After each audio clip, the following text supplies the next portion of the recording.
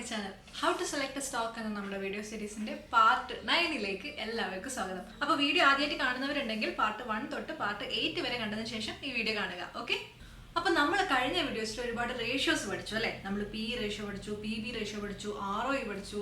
ഈ റേഷ്യോസ് ഒക്കെ എവിടുന്നാ വരുന്നതെന്ന് അറിയണ്ടേ? ഇതൊക്കെ കമ്പനീന്റെ ഫിനാൻഷ്യൽ സ്റ്റേറ്റ്മെന്റ്സ് നിന്നാണ് വരുന്നത്. നമ്മൾ കുറേ ഇക്വേഷൻസ് ഒക്കെ കഴിഞ്ഞ വീഡിയോസിൽ നോക്കിയിട്ടുണ്ടായിരുന്നില്ലേ? ആ ഇക്വേഷൻസിൽ കമ്പനിയുടെ ഫിനാൻഷ്യൽ സ്റ്റേറ്റ്മെന്റ്സിന് കിട്ടുന്ന വാല്യൂസ് ഇട്ടിട്ടാണ് പല റേഷ്യോസും ഡിറൈവ് ചെയ്യുന്നത്. ഇത് നമ്മൾ കാൽക്കുലേറ്റ് ചെയ്യേണ്ട ആവശ്യമൊന്നുമില്ല. പല ഫിനാൻഷ്യൽ വെബ്സൈറ്റ്സും റെഡിമെയ്ഡ് ആയിട്ട് അവർ തന്നെ കാൽക്കുലേറ്റ് ചെയ്തിട്ട് നമ്മൾക്ക് ഈ റേഷ്യോസ് തരും. ഈ ഫിനാൻഷ്യൽ സ്റ്റേറ്റ്മെന്റ്സിലെ പല വാല്യൂസിൽ നിന്ന് ഒരു കമ്പനീന്റെ ഒരു ഫിനാൻഷ്യൽ പൊസിഷൻ നമുക്ക് മനസ്സിലാക്കാൻ പറ്റും. ഫിനാൻഷ്യൽ പൊസിഷൻ എന്നതുകൊണ്ട് ഉദ്ദേശിക്കുന്നത് ആ കമ്പനി മുന്നോട്ട് പോവോ, അല്ലെങ്കിൽ ഇപ്പൊ തന്നെ ആ കമ്പനീന്റെ കാറ്റ് തീരോ, അങ്ങനെ നമുക്ക് കമ്പനീന്റെ ഒരു നിലവാരം ഒരു പരിധി വരെ മനസ്സിലാക്കാൻ പറ്റും. ഒരു പരിധി വരെ എന്ന് ഞാൻ പറയുന്നതിന് ഒരു കാരണമുണ്ട്. ഒന്നും നമുക്ക് 100% ഉറപ്പ് പറയാൻ പറ്റില്ല. അതിന് ഏറ്റവും വലിയ ഉദാഹരണമാണ് നമ്മൾ ഇപ്പൊ അനുഭവിച്ചുകൊണ്ടിരിക്കുന്ന ഈ വലിയൊരു മഹാവ്യാധിയായ കൊറോണ അല്ലേ. അതുപോലെ പൂട്ടിപ്പോവാൻ ചാൻസ് ഉള്ള കമ്പനി വേണമെങ്കിൽ ഉയർത്തെഴുന്നേക്കാം. ഒരു ഹെൽപ്പിംഗ് ഹാൻഡ് കിട്ടിയാൽ പോരെ. നന്നായി പോകുന്ന കമ്പനീന്റെ തലപ്പത്തിലുള്ള ടോപ്പ് മാനേജ്മെന്റിലുള്ള ഒരാളുടെ ഫോൾട്ട് മതി ആ കമ്പനീനെ സാരമായിട്ട് ബാധിക്കാൻ. ഇതൊക്കെ കൊണ്ടാണ് സ്റ്റോക്ക് മാർക്കറ്റ് കുറച്ച് റിസ്ക് ഉള്ളതാണെന്ന് പലരും പറയുന്നത്. അപ്പോൾ സ്റ്റോക്ക് മാർക്കറ്റിലൊക്കെ ഇൻവെസ്റ്റ് ചെയ്യണമെന്ന് നമ്മൾ ആഗ്രഹിക്കുന്നുണ്ടെങ്കിൽ ഒരു ലൈഫ് ലോങ് ഫോളോ അപ്പ് ഈ ഒരു ഫീൽഡായിട്ട് നമുക്ക് ഉണ്ടായിരിക്കണം. ഇനി നമുക്ക് കാര്യത്തിലേക്ക് വരാം. ഒരു കമ്പനീന്റെ സ്റ്റോക്ക് നമ്മൾ വാങ്ങുമ്പോൾ നമ്മൾ ആരാണ്? നമ്മൾ ആ കമ്പനീന്റെ ഓണറാണ്. അപ്പോൾ ഓണറായ നമ്മൾക്ക് സ്വന്തം കമ്പനീന്റെ ഫിനാൻഷ്യൽ സ്റ്റേറ്റ്മെന്റ് വായിക്കാൻ അറിയില്ല എന്നൊക്കെ പറഞ്ഞു കഴിഞ്ഞാൽ മോശം മോശം മോശം, വളരെ മോശം. അതുകൊണ്ട് ഫിനാൻഷ്യൽ സ്റ്റേറ്റ്മെന്റ്സ് ഒക്കെ കുറച്ചൊക്കെ വായിച്ചിരിക്കാൻ നമ്മൾ അറിഞ്ഞിരിക്കണം. നമ്മൾ അറിയാത്തടത്തോളം കാലം എന്താ സംഭവിക്കാന്നറിയോ? നമ്മൾ മറ്റുള്ളവരെ ഇങ്ങനെ ഡിപ്പെൻഡ് ചെയ്തുകൊണ്ടേയിരിക്കും. അപ്പൊ നമുക്ക് പറ്റുന്ന ഒരു കാര്യം നമ്മളെ കൊണ്ട് ചെയ്യാൻ പറ്റുവാണെങ്കിൽ, പഠിക്കാൻ പറ്റുവാണെങ്കിൽ നമുക്കത് ചെയ്തുകൂടെ? ചെയ്യാം. അപ്പൊ വീഡിയോ തുടങ്ങുന്നതിന് മുന്നേ ഒരു കാര്യം കൂടി. നിങ്ങളുടെ ജീവിതത്തിൽ നിങ്ങൾ സക്സീഡ് ചെയ്യണമെന്ന് ആഗ്രഹിക്കുന്നുണ്ടെങ്കിൽ നിങ്ങളുടെ ജീവിതത്തിലെ പല തീരുമാനങ്ങളും നിങ്ങൾ ഒറ്റക്കെടുക്കണം. എന്ന് വെച്ച് കണ്ണുമുട്ടിയിട്ട് ഇന്ന് പിടിച്ചോ എന്റെ തീരുമാനം ഇതാണ്, അങ്ങനെ എടുക്കരുത്. എല്ലാ തീരുമാനങ്ങളുടെ പുറകിലും ഒരു ലോജിക് ഉണ്ടായിരിക്കണം. പ്രത്യേകിച്ച് നമ്മുടെ പേഴ്സണൽ ഫിനാൻസ് റിലേറ്റഡ് ആയിട്ടുള്ള കാര്യങ്ങൾക്ക് ഒരു ലോജിക് ഉണ്ടായിരിക്കണം. ഞാൻ എന്തുകൊണ്ട് ഇന്ന സ്റ്റോക്കിൽ ഇൻവെസ്റ്റ് ചെയ്തു, ഞാൻ എന്തുകൊണ്ട് ഗോൾഡ് ബോണ്ടിൽ ഇൻവെസ്റ്റ് ചെയ്തു, അല്ലെങ്കിൽ എത്ര പൈസ ഞാൻ ഗോൾഡ് ബോണ്ടിലേക്ക് മാറ്റി വെച്ചു, എത്ര പൈസ ഞാൻ PPF മാറ്റി വെച്ചു എന്നതിനൊക്കെ ഒരു കൃത്യമായിട്ടൊരു ധാരണ അല്ലെങ്കിൽ ഒരു തീരുമാനം നമുക്ക് ഉണ്ടായിരിക്കണം.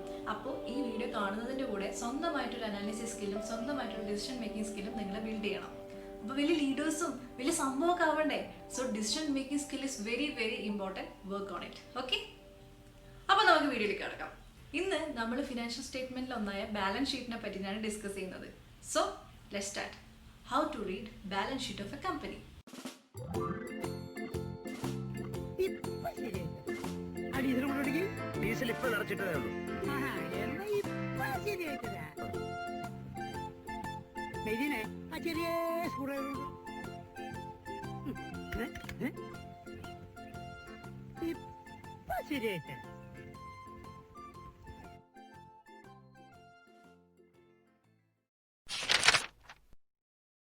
Balance sheet. ബാലൻസ് ഷീറ്റ് എന്ന് കേൾക്കുമ്പോൾ നമുക്ക് ഒരു ടേബിൾ ആയിരിക്കും ഓർമ്മ വരിക അല്ലേ. ഒരു സൈഡിൽ ലയബിലിറ്റീസ്, മറ്റൊരു സൈഡിൽ അസറ്റ്സ്. അപ്പോൾ നമ്മൾ കണ്ടതും പഠിച്ചതൊക്കെ ലയബിലിറ്റീസ്, അസറ്റ്സ് ഈ ഒരു ഫോർമാറ്റിലായിരിക്കും. പക്ഷേ നിങ്ങളൊരു കമ്പനീൻ്റെ ആനുവൽ റിപ്പോർട്ട് ഓപ്പൺ ചെയ്തിട്ട് അവരുടെ ബാലൻസ് ഷീറ്റ് നോക്കിക്കഴിഞ്ഞാൽ ഇങ്ങനെ ഇങ്ങനെ കാണാൻ പറ്റില്ല. നേരെ മറിച്ച് ഒരു വെർട്ടിക്കൽ ഫോർമാറ്റിൽ ഇങ്ങനെയായിരിക്കും കാണാൻ പറ്റുക. അപ്പോൾ ഇങ്ങനെ ഈ ഒരു വെർട്ടിക്കൽ ഫോർമാറ്റിൽ കാണാൻ സുഖമുള്ളതുകൊണ്ടായിരിക്കും അല്ലേ കമ്പനി ഇങ്ങനെ ഈ ഒരു ഫോർമാറ്റ് സ്വീകരിച്ചിട്ടുണ്ടാവുക. നിങ്ങളിവിടെ മനസ്സിലാക്കേണ്ടത് കമ്പനീൻ്റെ ബാലൻസ് ഷീറ്റ് ഉണ്ടാക്കുന്ന ഫോർമാറ്റിന് പോലും ഇവിടെ നിയമങ്ങളുണ്ട്. നിങ്ങൾ 2015 മുമ്പുള്ള ബാലൻസ് ഷീറ്റ് ഒക്കെ നോക്കിക്കഴിഞ്ഞാൽ ഫസ്റ്റ് ലയബിലിറ്റീസും പിന്നെ അസറ്റ്സും എന്ന ഫോർമാറ്റിലായിരിക്കും ഉണ്ടാവുക. പക്ഷേ ഇപ്പോഴത്തെ റീസെൻ്റ് ആയിട്ടുള്ള ബാലൻസ് ഷീറ്റ്സിലൊക്കെ നിങ്ങൾ നോക്കിക്കഴിഞ്ഞാൽ ആദ്യം അസറ്റ്സും പിന്നെ ലയബിലിറ്റീസും ആയിരിക്കും.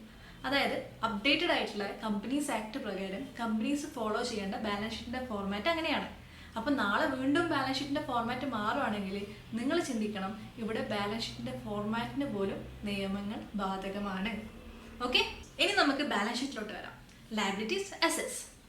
ലയബിലിറ്റീസ് എന്ന് വെച്ച് കഴിഞ്ഞാൽ ബാധ്യതകൾ അല്ലെങ്കിൽ സോഴ്സ് ഓഫ് ഫണ്ട് എന്നും പറയാം. സോഴ്സ് ഓഫ് ഫണ്ട്, പണം കിട്ടുന്ന മാർഗങ്ങൾ. അപ്പോൾ സോഴ്സ് ഓഫ് ഫണ്ട്സ് ഏതൊക്കെയായിരിക്കും ഒന്ന് ചിന്തിച്ചാട്ടെ. ഒന്ന് നമ്മുടെ സ്വന്തം പൈസ, ഷെയർ ഹോൾഡേഴ്സ് ഫണ്ട്സ് അല്ലേ, അതാണ് ആദ്യം ചിന്തിക്കേണ്ടത് കേട്ടോ. പിന്നെ നെക്സ്റ്റ് കമ്പനിക്ക് വേറെ എങ്ങനെ പൈസ കിട്ടും? കമ്പനിക്ക് വേറെ അടുത്ത് നിന്നൊക്കെ കടം വാങ്ങാം അല്ലേ, ബാങ്കിൽ നിന്നൊക്കെ കടം വാങ്ങാം. വേറെ ഏതാണ് കമ്പനിയുടെ സോഴ്സ്? കമ്പനിയുടെ പ്രോഫിറ്റ് തന്നെ കമ്പനിക്ക് വീണ്ടും കമ്പനിയിൽ ഇൻവെസ്റ്റ് ചെയ്യാം. അങ്ങനെ അസറ്റ്സ് ബിൽഡ് ചെയ്യാം. ഇതാണ് മെയിൻ ആയിട്ടുള്ള കമ്പനീൻ്റെ സോഴ്സ് ഓഫ് ഫണ്ട്സ് അല്ലെങ്കിൽ ലയബിലിറ്റീസ്. ഇവിടെ നിങ്ങൾക്ക് ചിലപ്പോൾ ഒരു സംശയം വരാം, ഈ പ്രോഫിറ്റ് എങ്ങനെ കമ്പനീൻ്റെ ലയബിലിറ്റി ആവും? നമ്മൾ ഡിസ്കസ് ചെയ്യും. ഓക്കെ, നെക്സ്റ്റ്, ഓരോ സോഴ്സ് ഓഫ് ഫണ്ടിനും ഒരു സോഴ്സ് ഓഫ് യൂട്ടിലൈസേഷൻ അല്ലെങ്കിൽ ഒരു അപ്ലിക്കേഷൻ ഉണ്ടാവും. അതാണ് അസറ്റ്സ്. അതായത് ഓരോ സോഴ്സ് ഓഫ് ഫണ്ടിനും ഒരു അസറ്റ് ബിൽഡ് ചെയ്യപ്പെടും. ഫോർ എക്സാമ്പിൾ, ഞാൻ ബാങ്കിൽ നിന്ന് കടമെടുത്തു, ഞാനല്ല, കമ്പനി ബാങ്കിൽ നിന്ന് കടമെടുത്തു, അല്ലെങ്കിൽ കമ്പനി ഷെയർ ഹോൾഡേഴ്സിൻ്റെ അടുത്ത് നിന്ന് പൈസ വാങ്ങി. ആ ഫണ്ട് വെച്ചിട്ട് കമ്പനി കാർ വാങ്ങുന്നു, അത് കമ്പനീൻ്റെ അസറ്റ്. ബിൽഡിംഗ് കിട്ടുന്നു, കമ്പനീൻ്റെ അസറ്റ്. മെഷീൻസ് ഉണ്ടാക്കുന്നു, കമ്പനീൻ്റെ അസറ്റ്. ഇനി ഒന്നും ചെയ്തിട്ടില്ല എന്ന് വിചാരിച്ചോ, അസറ്റ്സ് ഒന്നും വാങ്ങിയിട്ടില്ല, ആ പൈസ കയ്യിൽ തന്നെ ഉണ്ടെന്ന് വിചാരിച്ചോ കമ്പനീൻ്റെ, എന്നാലും അവിടെ ഒരു അസറ്റ് ക്രിയേറ്റ് ചെയ്യപ്പെടും. അതായത് ഇപ്പം നമ്മളെടുത്തുനിന്ന് 10 ലക്ഷം വാങ്ങി കമ്പനി, ആ 10 ലക്ഷം കമ്പനീൻ്റെ കയ്യിൽ തന്നെ ഉണ്ട്. ആ 10 ലക്ഷം കമ്പനീൻ്റെ അസറ്റ് അല്ലേ? 10 ലക്ഷത്തിന് ഇവിടെ ലയബിലിറ്റി ഫോം ചെയ്തു.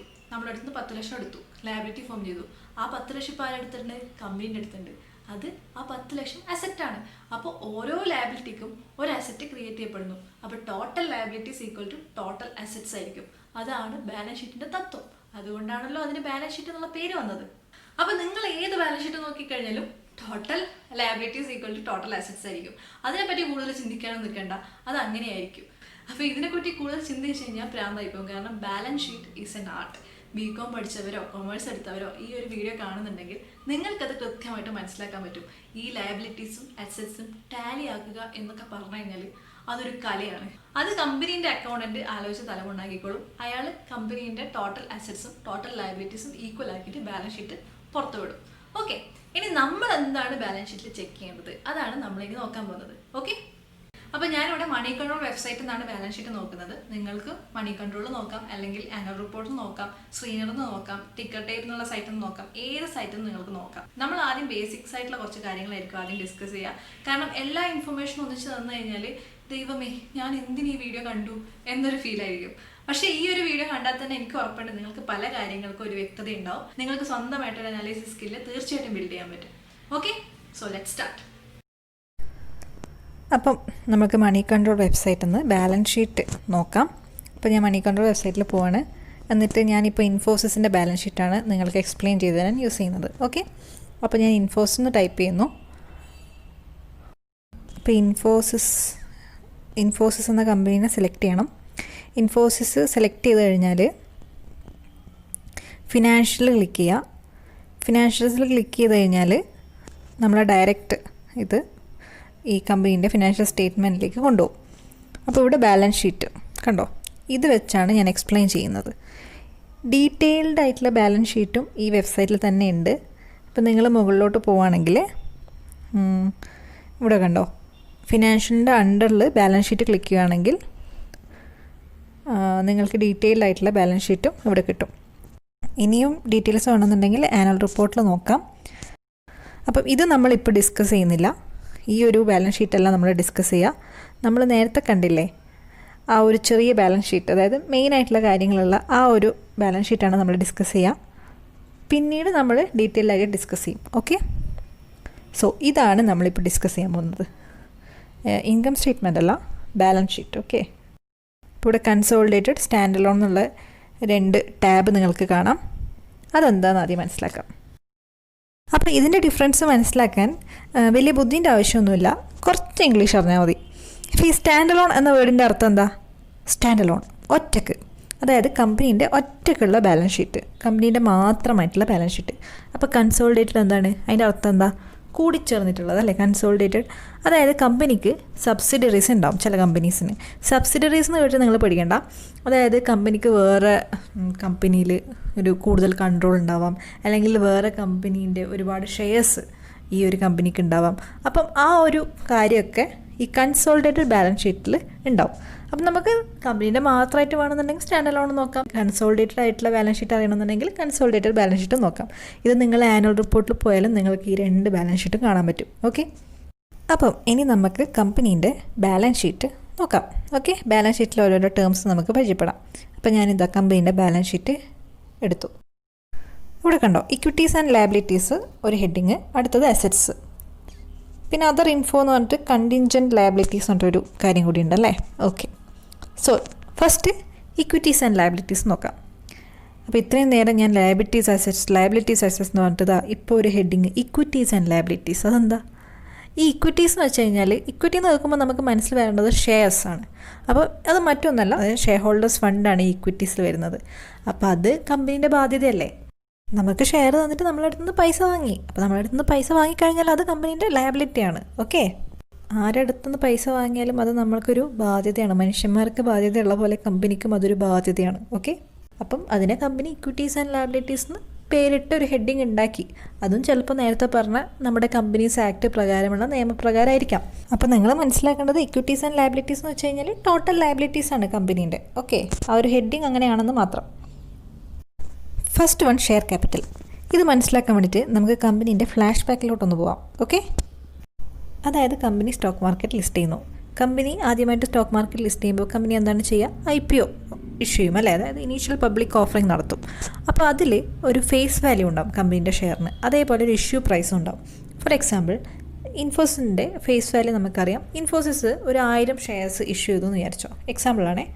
അങ്ങനെയാണെങ്കിൽ ഈ 10 രൂപ ഇൻറ്റു 1000, അതാണ് ഇവിടുത്തെ ഷെയർ ക്യാപിറ്റൽ. ഓക്കെ, ഈ ഒരു പൈസ കമ്പനി ഷെയർ ഹോൾഡേഴ്സിൻ്റെ അടുത്ത് നിന്ന് വാങ്ങിയതാണ്. അപ്പം അത് കമ്പനീൻ്റെ ലയബിലിറ്റിയാണ്. അത് ഷെയർ ഹോൾഡേഴ്സിന് തിരിച്ചു കിട്ടാനുള്ള അവകാശമുണ്ട്. നിങ്ങളിപ്പോൾ ചിന്തിക്കുന്നുണ്ടാവും, അത് മാത്രമല്ലല്ലോ ഷെയർ ഹോൾഡേഴ്സ് കൊടുത്ത പൈസ. IPO നടത്തുന്ന സമയത്ത് കമ്പനിക്കൊരു ഇഷ്യൂ പ്രൈസ് ഉണ്ടാവും അല്ലേ, ഫേസ് വാല്യൂലല്ലോ കമ്പനീൻ്റെ ഷെയർസ് വിൽക്കപ്പെടുന്നത്. ഫോർ എക്സാമ്പിൾ, കമ്പനീൻ്റെ ഷെയർസ് വിറ്റത് ഒരു 200 രൂപക്കാണെന്ന് വിചാരിച്ചോ. അങ്ങനെയാണെങ്കിൽ ഷെയർ ഹോൾഡേഴ്സിൻ്റെ അടുത്തുനിന്ന് 200 × 1000 അത്രയും പൈസ കമ്പനി വാങ്ങിയിട്ടില്ലേ. അതായത് 2 ലക്ഷം രൂപ കമ്പനി വാങ്ങിയിട്ടുണ്ട്. അതിനെ ഷെയർ ഹോൾഡേഴ്സ് പ്രീമിയം അല്ലെങ്കിൽ സെക്യൂരിറ്റീസ് പ്രീമിയം എന്നൊക്കെ പറയും. ആ ഒരു വാല്യൂ ഇവിടെ 2 ലക്ഷം മൈനസ് 10,000 എത്രയാണ്? 1,90,000. ആ പൈസ ഇവിടെ വരുമെന്ന് വെച്ച് കഴിഞ്ഞാൽ റിസർവ്സ് ആൻഡ് സർപ്ലസിൽ വരും. ഓക്കെ, ഈ റിസർവ്സ് ആൻഡ് സർപ്ലസിൽ അത് കൂടാണ്ട് കമ്പനീൻ്റെ പ്രോഫിറ്റും വരും. റീറ്റെയിൻഡ് നെറ്റ് പ്രോഫിറ്റ്സ് എന്ന് പറയും. അതായത് കമ്പനീൻ്റെ ആവശ്യങ്ങൾക്ക് വേണ്ടിയിട്ട് കമ്പനിയിൽ വീണ്ടും ഇൻവെസ്റ്റ് ചെയ്യാൻ വേണ്ടി ബാക്കി വെച്ച പ്രോഫിറ്റ്സ് ഈ റിസർവ്സ് ആൻഡ് സർപ്ലസിൽ വരും. അപ്പോൾ നിങ്ങളിപ്പോൾ ചിന്തിക്കുന്നുണ്ടാവാം, എന്തിനാണ് കമ്പനീൻ്റെ പ്രോഫിറ്റ് ലയബിലിറ്റീസിൽ എഴുതുന്നത്? കമ്പനീൻ്റെ പ്രോഫിറ്റ് കമ്പനിക്ക് സ്വന്തമല്ലേ, അതെന്തിനാണ് കമ്പനി ലയബിലിറ്റീസ് ആക്കേണ്ട ആവശ്യം, ബാധ്യതയാക്കേണ്ട ആവശ്യം എന്താണ് കമ്പനിക്ക്? സ്വന്തം പൈസ സ്വന്തം പോലെ യൂസ് ചെയ്തൂടെ അല്ലേ? ഇവിടെയാണ് നമ്മൾ പ്രധാനപ്പെട്ടൊരു കാര്യം എപ്പോഴും മനസ്സിൽ വെക്കേണ്ടത്. അതെന്താണെന്ന് നമുക്ക് നെക്സ്റ്റ് എപ്പിസോഡിൽ പറയാം.